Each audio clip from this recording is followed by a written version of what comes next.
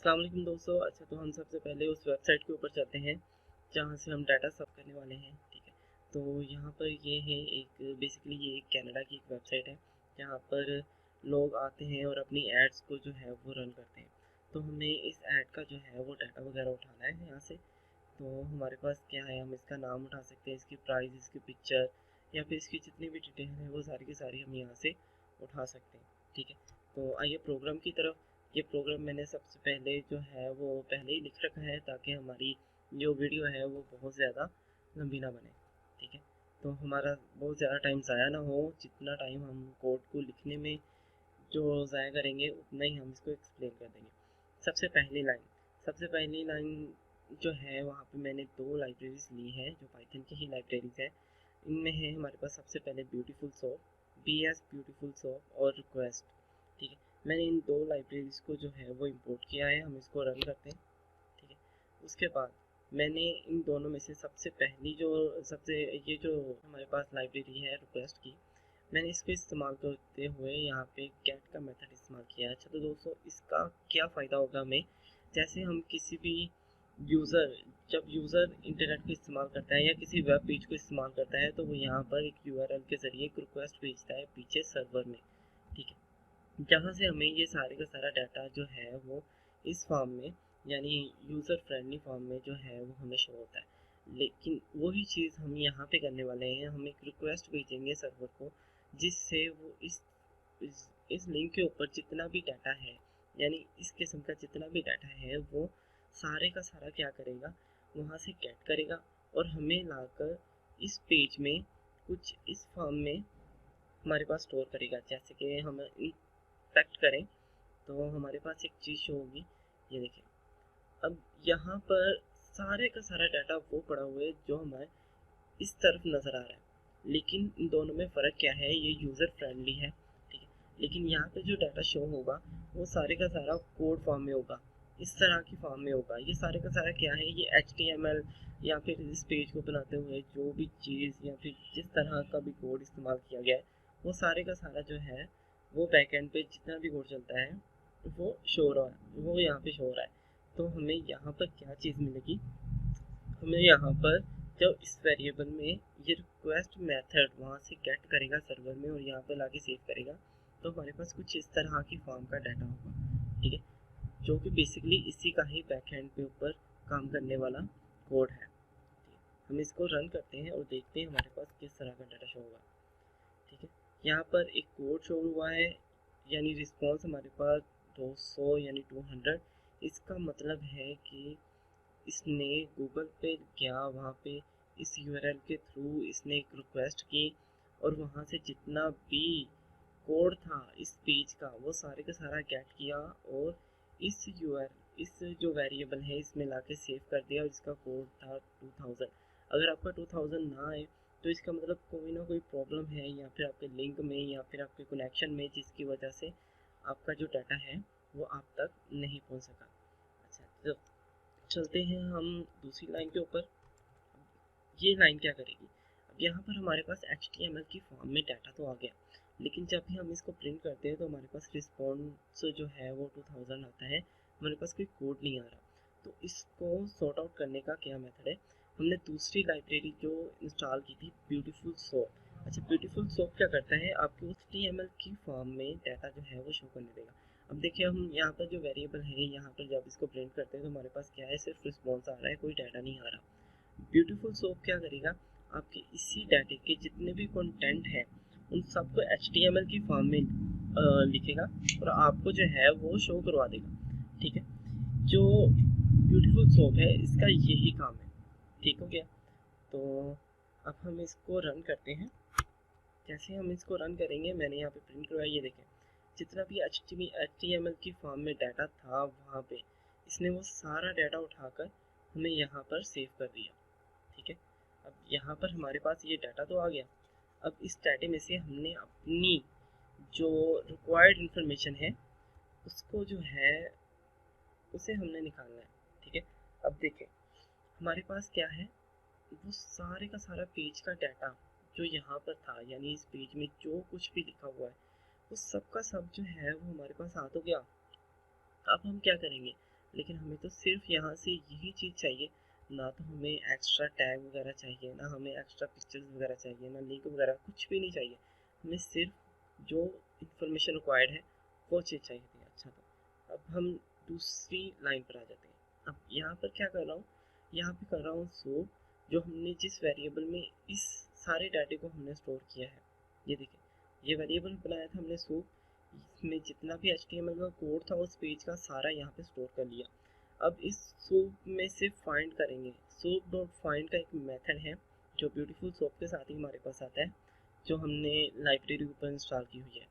अब वहाँ से हम एक करेंगे div को फाइंड, जिसकी क्लास का नाम क्या है हमारे पास ये, ठीक है। और इसको फाइंड करने से हमारे पास क्या होगा, हमारे पास जितनी भी प्रोडक्ट है, यानी ये जो प्रोडक्ट है इसका डाटा जो है वो हमारे पास शो हो जाएगा, ठीक है।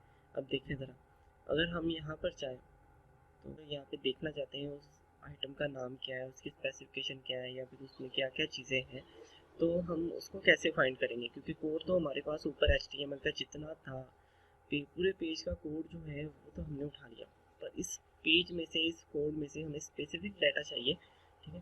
तो चलते हैं उस डाटा को हम कैसे फाइंड करेंगे। सो ये वही वेरिएबल जिसमें हमने सारे का सारा डाटा जो है HTML का इसमें स्टोर कर लिया है।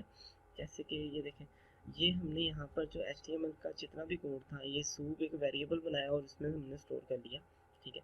अब soup dot find, find method जो है ये ब्यूटीफुल सोप के साथ ही हमारे पास आ जाता है, जिसके ज़रिए हम अपने इस कोड में से अपनी वो स्पेसिफिक इंफॉर्मेशन जो है वो फाइंड कर सकते हैं जो हमें चाहिए। तो अब इस फाइंड को क्या करेंगे, हम सूप डॉट फाइंड फाइंड करेंगे और दो ब्रैकेट्स लगाएंगे और उसके अंदर हम यहाँ पे लिखेंगे div और class underscore is equal to और कुछ इस तरह का कोड। अब आप सोच रहे होंगे कि ये कोड या फिर div हमने क्यों लिखी है। अच्छा, अब हम चलते हैं अपने वेबसाइट के ऊपर, वेब पेज के ऊपर। अब ये देखें, ये जो चीज़ है ये पूरी की पूरी एक div, देखिए मैंने जब भी इसके ऊपर कर्सर किया तो इस तरफ जो है वो सारे का सारा ब्लू कलर में जो हाईलाइट हो गया, ठीक है। इसमें हमारे पास क्या है, इसमें हमारे पास इसका नाम, इसकी प्राइस वगैरह है, तो हमें ये चीज़ चाहिए थी, ठीक है। तो अब ये क्या है, ये डिव में है, इसी वजह से हमने यहाँ पे क्या लिख लिया, एक डिव, कि हमें एक ऐसी डिव चाहिए जिसके अंदर एक क्लास हो, ठीक है, और उस क्लास की वैल्यू जो है वो ये हो। तो हमने क्या लिखा, हमने यहाँ पर अपने कोड के अंदर जो है वो क्लास का एक वेरिएबल बना लिया, जो क्लास है यहाँ पर क्लास लिखा, अंडरस्कोर इज इक्वल टू, और उसकी जो वैल्यू थी वो यहाँ पे दी। अब क्या होगा, अब इस डिव के अंदर, इस डिव के अंदर ये देखिए, अब नीचे जाए, इस डिव के अंदर ये जितना भी जो मटेरियल है, यहाँ पे जितनी भी जो वैल्यूज है वो सारी की सारी जो है हमारे पास सेपरेट होकर एक प्रोडक्ट के, जो जो हमने ये प्रोडक्ट का बनाया है डाटा, प्रोडक्ट डाटा का एक वेरिएबल बनाया है, इसमें आकर स्टोर हो जाएगी। जैसे हम इसको रन करेंगे, देखिए ये वही चीज़ उठा के स्पेसिफिक चीज़ जो है, स्पेसिफिक कोड जो है उस पूरे HTML कोड में से उठा के उसने सेपरेट कर दिया। अब इस सेपरेट किया है, लेकिन अभी तक इसमें हमारे पास क्या है, इसमें div आ रही है, इसमें टैग वगैरह लगे हुए हैं, यानी बहुत बिखरा हुआ डाटा है हमारे पास, हमें कोई भी स्पेसिफिक इंफॉर्मेशन नहीं दे रहा। अब इससे नीचे चले जाते हैं, ठीक है। अब यहाँ पर हम क्या करेंगे, यहाँ पर हम लिखने वाले हैं प्रोडक्ट डॉट फाइंड, हाँ, H1 डॉट टैग्स। अच्छा, तो अब ये क्या हो गया, देखिए यहाँ तक तो हमारे पास जो चीज़ थी हमने डिव फाइंड कर ली, पूरी डिव का जो डाटा हमने उठा लिया, लेकिन मुझे क्या चाहिए था, मुझे सिर्फ इसका नाम चाहिए। अब देखिए इस डिव के अंदर है H1 हेडिंग 1 का एक टैग लगा हुआ है, उस टैग के अंदर जो है इसका नाम लिखा हुआ है, ठीक है ना। इस जो आइटम है, ये जो गाड़ी है, इसका नाम लिखा हुआ है। अब हमें ये चीज़ चाहिए, तो अब हमारे पास ये डाटा तो स्पेसिफिक आ गया हमारे पास, ठीक है, लेकिन इस डाटे में से हमें क्या चाहिए था, सिर्फ ये नाम। अब अगर मैं डॉट टी एक्स को हटा दूँ तो हमारे पास क्या होगा वो हम देखते हैं, ठीक है। तो मैंने डॉट टी एक्स को हटा दिया। अब देखिए जैसे मैंने डॉट टी एक्स को हटाया और इसको रन किया तो हमारे पास क्या आया, हमारे पास इसका नाम तो आ गया, लेकिन इसके साथ लगे हुए ये जो टैग है ये भी हमारे पास शो हो रहे हैं। अब मुझे ये टैग नहीं चाहिए, मुझे सिर्फ इसका नाम चाहिए, तो हम क्या करेंगे, .tx लगा देंगे, यानी कि मुझे टैग वगैरह नहीं चाहिए यहाँ पर सिर्फ उसका जो टैग्स है वो ही मुझे चाहिए। जैसे हम इसको रन करेंगे, देखिए ज़रा, उसने जितने टैग लगे हुए थे वो सारे के सारे हटा दिए, और हमारे पास क्या शो हो रहा है, सिर्फ उसका नाम। देखिए ज़रा, यहाँ पे इसका नाम क्या है, ठीक है, 2004 हम्बर H2, और यहाँ पर भी जो है वो सेम चीज़ शो हो रही है, यानी कि इस पूरे कोड में से हमें उसका नाम चाहिए था, हमने उसका नाम जो है उठा लिया। अब इसी तरह से हमें इसकी प्राइस चाहिए, ठीक है, ये जो इसकी प्राइस है, इसकी प्राइस वैल्यू है और प्लस टैक्स है या नहीं है, ये चीज़ भी हमें चाहिए। तो हम क्या करेंगे, हमें वो भी चाहिए। तो हमें, हमारे पास ये कोड जो है, यहाँ पर जो हमने प्रोडक्ट डाटा में स्टोर किया था, वो चीज़ तो हमारे पास यहाँ से पहले से ही है, ठीक है, यानी अब हमें उस कोड को दोबारा से हासिल करने की ज़रूरत नहीं है। अब अगर आपको यहाँ से वो चीज़ नहीं मिल रही, तो आप एक काम कर सकते हैं, यहाँ पे क्लिक करें, और यहाँ पर लाके जब आप क्लिक करेंगे तो यहाँ पर देखें जो चीज़ हाईलाइट होगी, ये देखें यहाँ पे हाईलाइट हुई, यहाँ पर क्या है, हमारे पास इसकी वैल्यू भी है, ये देखिए इसकी प्राइस भी है और प्लस टैक्स भी है।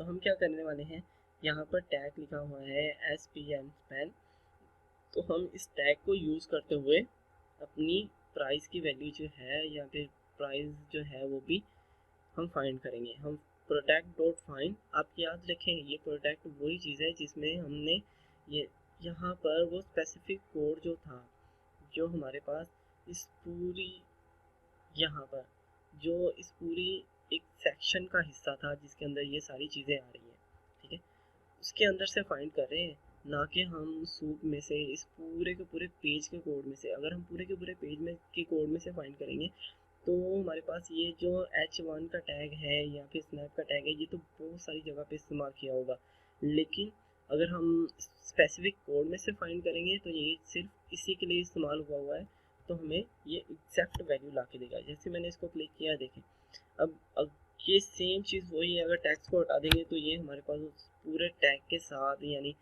जो हमारे पास डिव है या टैग है उनके साथ ये सारी चीज़ें शो होंगी। अगर हम इस वैल्यू को यहाँ पर लगा देंगे, ठीक है, तो ये जो है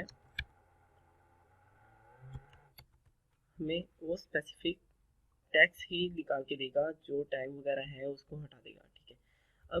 अब देखें, हमारे पास ये दो चीज़ें तो आ गई जो हमें, अब ये टैक्स वैल्यू में हमारे पास आ गया। अब चलते हैं नीचे वाली लाइन में। अब इस लाइन का क्या है, हमारे पास जो मकसद है इस लाइन का वो है कि हमें इसका डाटा चाहिए। हमारे पास इसका नाम आ गया, ठीक है, हमने इसका ये नाम आ गया, इसकी प्राइस आ गई, प्लस टैक्स भी आ गया हमारे पास, ठीक है। अब इसके नीचे ये देखें, इसकी स्पेसिफिकेशन लिखी हुई है। अब मुझे ये सारी की सारी स्पेसिफिकेशन यहाँ से हासिल चाहिए मुझे। तो हमने पहले क्या किया था, हमने सिर्फ इतने हिस्से का जो डिव था, सिर्फ इतने हिस्से का जो डिव था, सिर्फ वही हमने यहाँ से स्क्रैप किया था अपने कोड में से। लेकिन अब हम क्या करने वाले हैं, हम यहाँ पर क्या करेंगे, यहाँ पे प्रोडक्ट है, हम उसी सूप को इस्तेमाल करते हुए जिसमें पूरा HTML का कोड पड़ा हुआ है, डॉट फाइंड करेंगे UI यानी अनऑर्डर्ड लिस्ट, ठीक है ना, और उसके अंदर जो क्लास है ये वाली, इसको फाइंड करेंगे, और यहाँ से इसका, इस पूरे सेक्शन का जो है वो कोड, एक मिनट,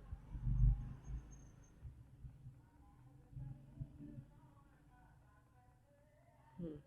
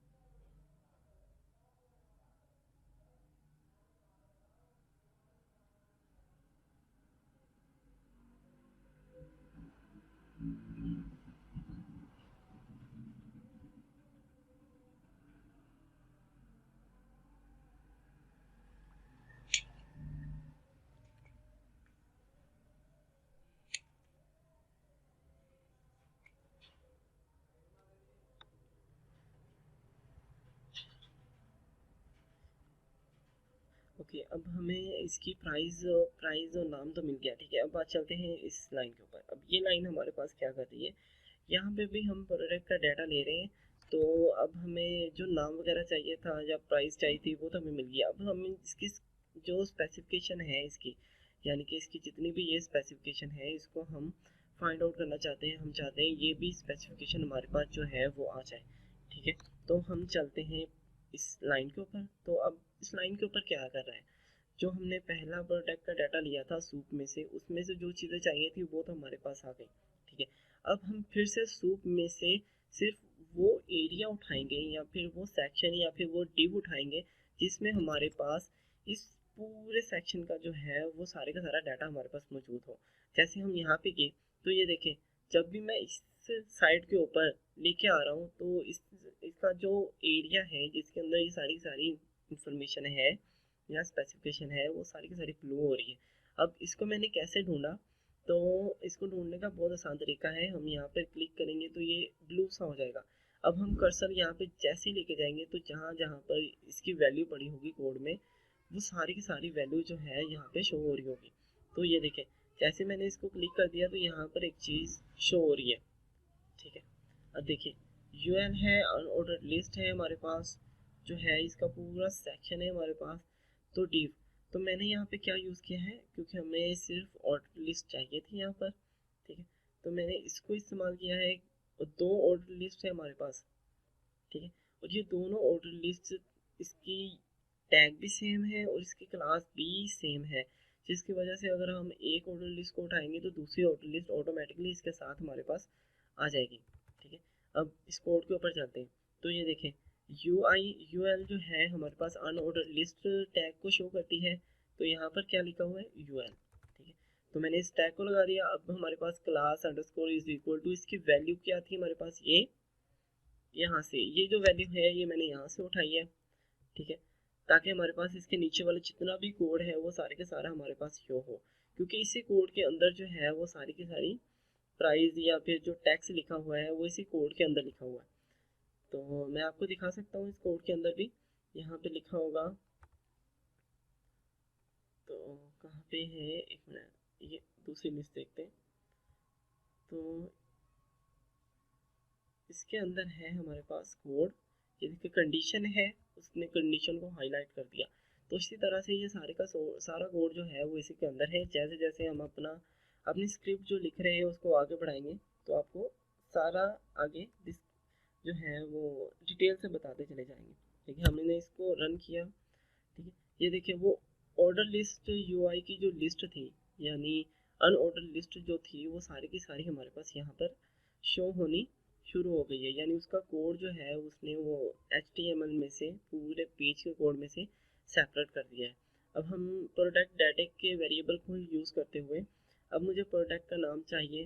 तो वही सेम चीज़ थी, मैंने यहाँ पे क्लिक किया तो मुझे यहाँ पर इसका जो है वो नाम आ गया। मुझे क्या चाहिए था, मुझे यहाँ पर ये चीज़ चाहिए थी, ठीक है। तो मुझे ये चीज़ चाहिए थी, मैंने क्या किया, उसी कोड में से जो है उसका लिंक, ये चीज़ जो है वो शो करवाई। अच्छा ये चीज़ है कहाँ पर, हम जब भी इस कोड के ऊपर जाएंगे, ठीक है, यहाँ पर ये देखें ये टैग है हमारे पास ए, और उसके अंदर हमारे पास एक वेरिएबल है, वो क्लास है, उसकी जो वैल्यू है सिर्फ ये, क्योंकि वो बाकी वैल्यूज़ भी हैं लेकिन हम इनमें से एक वैल्यू उठाएंगे, ये यहाँ से कॉपी करेंगे, ठीक है। और जो है हमारे पास हमारी स्क्रिप्ट या फिर हमारा प्रोग्राम जो है वहाँ पे लाके हमने यहाँ पे पेस्ट किया। जैसे ही हमने इसको रन किया तो हमारे पास ये चीज़ टेक्स्ट में शो होगी। अब ये डॉट टेक्स्ट के लिखा हुआ है, ये तो आप लोगों को पता ही होगा क्योंकि मैंने ऊपर 2 बार इसको एक्सप्लेन कर दिया, ठीक है। तो ये चीज़ हमारे पास शो हो गई। अब मुझे इस प्रोडक्ट की क्या चाहिए थी, ये सारी लिस्ट चाहिए अब मुझे। तो मैं क्या करूँगा, ठीक है, product dot find all LI कर दूंगा। अब LI मैंने क्यों किया है ये भी हम देख लेते हैं, ठीक है। तो देखिए, अब हमारे पास अनऑर्डर लिस्ट जो है उसका एक टेबल हमारे पास आ गया। उसके अंदर हमारे पास क्या है, LI यानी लिस्ट आइटम है हमारे पास। जितनी भी हमारे पास यहाँ पे पड़ी होंगी, जितनी भी चीज़ें हैं सारी की सारी लिस्ट आइटम है। तो li टैग के थ्रू ही हम इसको फाइंड आउट करेंगे। ठीक है, अब मैंने इसकी जितनी लिस्ट थी इसके अंदर लिस्ट, इस जो है अनऑर्डर लिस्ट टेबल के अंदर जितने भी लिस्ट आइटम थी उन सबको जो है मैंने यहाँ पे एक सेपरेट जो वेरिएबल था जिसमें मैंने प्रोडक्ट लिस्ट के नाम से एक वेरिएबल बनाया उसमें सेव हो गई है। अब मैं क्या करूँगा, अब मैं सिर्फ प्रोडक्ट लिस्ट, ठीक है ना, इसके अंदर क्या करूँगा, ब्रैकेट 0.txt लिखूंगा तो हमारे पास क्या होगा, ये चीज़ शो नहीं हो गया, ये चीज़ सारी शो हो गई। ठीक है, क्या मैंने इतना बड़ा अब देखिए यहाँ पर मैंने एक कोड लिखा जो काफ़ी बड़ा लग रहा है। ठीक है, यहाँ पर मैंने ये चीज़ इस्तेमाल की, वहाँ एक टैग इस्तेमाल किया, क्लास उसकी वैल्यू इस्तेमाल की, लेकिन जब मैंने लिस्ट को एक सेपरेट में कर दिया, उस अनऑर्डर लिस्ट या अनऑर्डर टेबल में से जो लिस्ट आइटम थी उनको सेपरेट कर दिया, तो हमारे पास क्या आ गया, अगर मैं ज़ीरो यहाँ पर इसका जो इंडेक्स है वो ज़ीरो करूँगा तो मेरे पास क्या आ जाएगा, सबसे पहली वैल्यू आ जाएगी ये वाली। अगर मैं इंडेक्स को 1 करूँगा तो मेरे पास ये आ जाएगा, इंडेक्स 2 करूँगा तो ये आ जाएगा, इंडेक्स 3 करूँगा, यानी कि ये सारी की सारी लिस्ट जो है वो मैंने ये सारी की सारी लिस्ट जो है वो सिर्फ एक लिस्ट में जो है वो एक कंटेनर में जो है वो पैक कर दी है। ठीक है, अब यहाँ पे देखें मैं फाइंड कर रहा हूँ, अब यहाँ पर जो लिस्ट आइटम सिर्फ एक थी इसलिए मैंने सिर्फ लिस्ट 0 इंडेक्स लिखा और .txt लिखा और मेरे पास कंडीशन आ गई। लेकिन आगे वाली वैल्यूज़ ये देखिए कंडीशन अलग से लिखा हुआ है और यूज्ड अलग से लिखा हुआ है, ये दो वैल्यूज़ है हमारे पास। ठीक है ना, तो अब देखिए लिस्ट है हमारे पास, यहाँ पर हमने जब इसको फाइंड आउट किया तो हमारे पास क्या आ गया, कुछ इस तरह की चीज़ आ गई। अब हम इसी के साथ अगर .txt लगाएंगे तब हमारे पास क्या होगा, फाइंड आउट कंडीशन यूज्ड आ गया। देखिए हमारे पास दूसरी वैल्यू आ गई 1 लगाने से। अब फाइंड डी एल क्यों मैंने लिखा इसके बारे में देख लेते हैं। अब जैसे ही हम यूज कंडीशन पर आएंगे, ठीक है, ये देखिए लिस्ट 2 जो है इंडेक्स 1 जो है उस पर आएंगे। देखिए यहाँ पर हमारे पास क्या है, डी एल, यानी यहाँ पर हमारे पास एक टैग यूज हो रहा है जो डाटा लिस्ट है। अब डाटा लिस्ट के अंदर हमारे पास दो चीज़ें हैं, एक डी टी है और एक डी डी है, जो दो टैग इस्तेमाल किए हुए हैं। ठीक है, अब डी टी के अंदर क्या लिखा हुआ है, कंडीशन, और डी डी के अंदर क्या लिखा हुआ है, यूज्ड, यानी यहाँ पर इसकी जो है वो कंडीशन, यहाँ पर एक वैल्यू दी गई है, इस यहाँ पर इसकी क्लास दी गई है और यहाँ पर इसकी वैल्यू दी गई है। ठीक है, ये दो चीज़ें हमारे पास हैं। अब इन दोनों को सेपरेट सेपरेट चाहिए हमारे पास, तो हम क्या करेंगे, यहाँ पे डी एल फाइंड करेंगे जो कि हमारे पास एक टेबल के अंदर है। ठीक है, हमने इसको हटा दिया। अब देखिए यहाँ पर हमारे पास वो स्पेसिफिक कोड जो है या फिर वो लाइन जो है जिसके अंदर हमारे पास वो कंडीशन और यूज़ वाले जो वैल्यूज़ हैं वो सेव हुई हुई हैं, तो वो आ गई। ये देखिए ये हमारे पास वही सेम चीज़ आ गई, डी टी और डी डी, ये हमारे पास टैग है जो हमारे पास डाटा टेबल और डाटा जो है वैल्यू के हिसाब से आता है हमारे पास। आप इसको सर्च कर सकते हैं इंटरनेट से भी।